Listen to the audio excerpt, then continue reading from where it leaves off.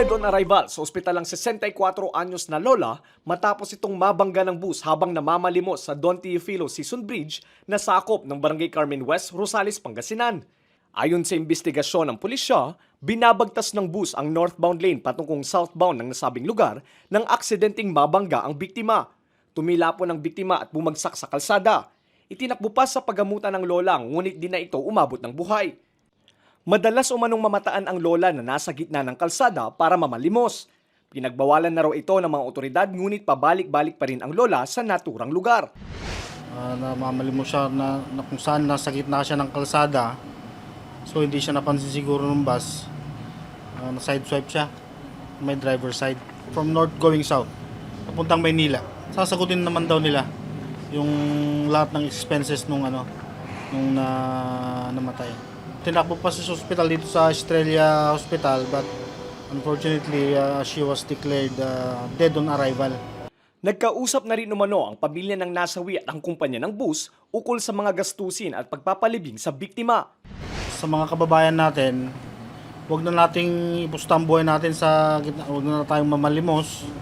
Huwag na nating ipusta ang buhay natin sa gitna ng kalsada dahil talagang sobrang mapanganib talaga.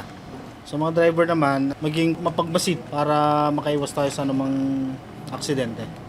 Samantala, dead on arrival din ang 18 anyos na binata matapos bumangga ang minamaneho nitong motorsiklo sa isang poste ng ilaw sa Barangay Amagbagan, Sison, Pangasinan. Kinilala ang biktima na residente ng Barangay Agat sa nasabiring bayan. Ayon sa investigasyon ng pulisya, ibabalik umano sana ng biktima ang motorsiklo na kanyang hiniram sa kanyang kaibigan nang nawalan umano ito ng kontrol sa manibela at nabangga ang poste ng ilaw. Sa lakas ng impact, tumila po ng biktima maging ang kanyang motorsiklo. Dagdag pa ng pulisya, walang suot na protective gear at nasa impluwensya umano ng alak ang biktima nang mangyari ang insidente. Ang driver ay patungong west direction. Pagdating po doon sa lugar, na wala po siya ng control sa kanyang motorsiklo at bumangga po siya sa konkretong poste ng ilaw sa kalsada. Dahil po doon, tumilapon po siya at nagtamo po ng mga malubhang pinsala. Nung dinala po sa ospital, napag-alaman din po namin na ito ay under the influence of liquor.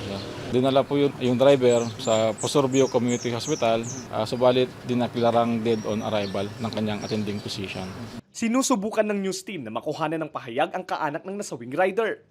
Muli namang nagpaalala ang pulisya sa mga motorista na magdoble ingat sa pagmamaneho at iwasang magmaneho kapag nakainom upang hindi na maulit ang kaparehas na insidente.